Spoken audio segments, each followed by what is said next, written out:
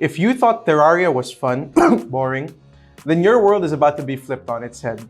How's it going, folks? Welcome back to the Boslando Guild. I am your tall imported host Sahil, back on your screens, and I'm glad to see you again. In today's video, I'm going to swiftly and comprehensively break down an up-and-coming action NFT adventure game, Mines of Dalarnia. But before we get into that, why don't you do me a favor and smash the life out of that like button for the YouTube algorithm, subscribe, and of course share this video with your family and friends.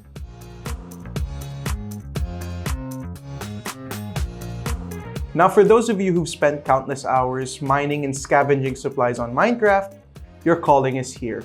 It is time for you to do the exact same thing, but instead of looking at defeating the Ender Dragon, you're gonna make a decent chunk of change out of it. All that time spent on Minecraft will not go to waste, I can assure you that.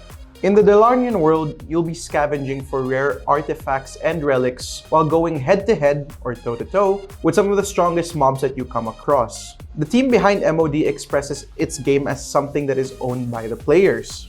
All assets that you own and can purchase are ready to be traded on its brother open markets. Now let's talk gameplay and its elements. First things first, land. We live on it, we harvest different types of things every day, we make new discoveries, so it's definitely an essential. And in MOD, they do not skip a beat. You, yes you, I'm talking to you, can become a landowner yourself. The abundance of resources are endless, and it's all there sitting nicely in a tightly packed position, waiting for you to scavenge it first. The different types of terrains and color representations are as follows.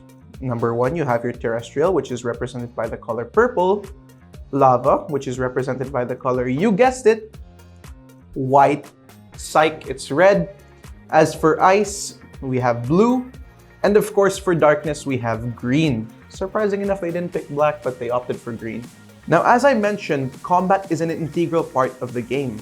And in these mines, there are various types of tamer enemies that you get to go up against.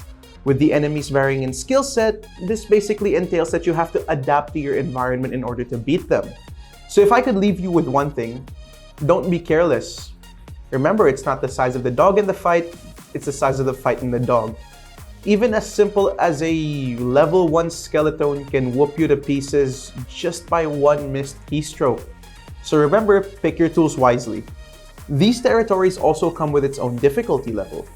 D0, which is connotated as the free zone, is a place where all miners from different levels and areas can pretty much mine their hearts out. The highest difficulty level is connoted at D9, where you need to be a high enough level in order to go toe-to-toe with some of these mobs, as they can split you all to pieces with just one slice. Now, upgrading a character draws from two aspects. Number one is collecting essential minerals, and of course, gaining your experience points.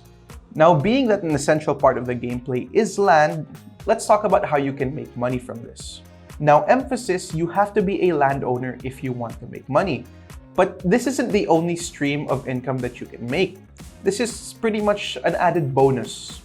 First requirement is you have to keep your land or your mine very, very active. Now, what does this entail? If you have a paid plot, players can visit your plot, mine, go about what they want to do, pretty much explore the land if they wish, and that is pretty much how you get to keep your land or your mine active.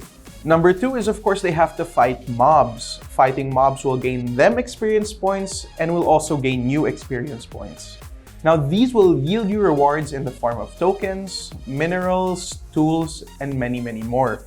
Now, I can go on and on about the land purchasing and owning aspect, but that's for another day. Let's shift gears and talk about what resides beneath the soil. You have two things, your basic minerals and your exotic materials. The basic materials can only be found on the free zone. And what does this consist of? Number one, you have your scrap. Number two, your fallen copper. And number three, your iron ore. The exotic materials, on the other hand, can only be scavenged from paid plots. And of course, you have to be a high enough level, or there is a certain benchmark if you want to go look for these minerals, because you'll have to fight some of the strongest bosses to get them.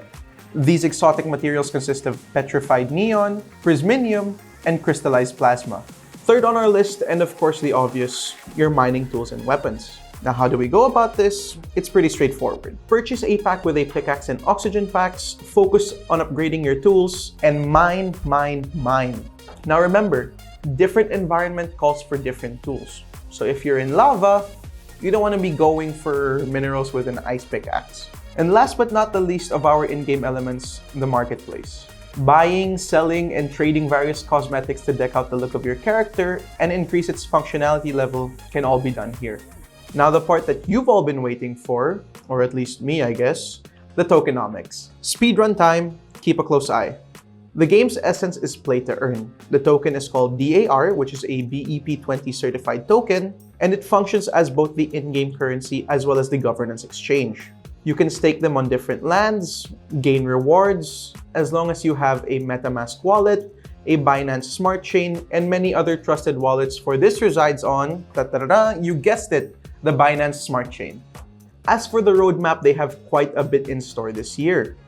The game's beta release, the storyline, DAO, tournaments, and so much more.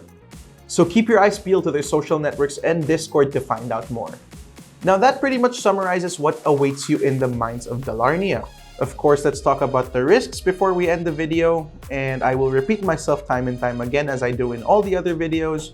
Invest wisely, invest if you can afford it, and make sure to proceed with caution. Once again, this has been Sahil from the Boss Lando Guild, and I look forward to seeing you on the flip side.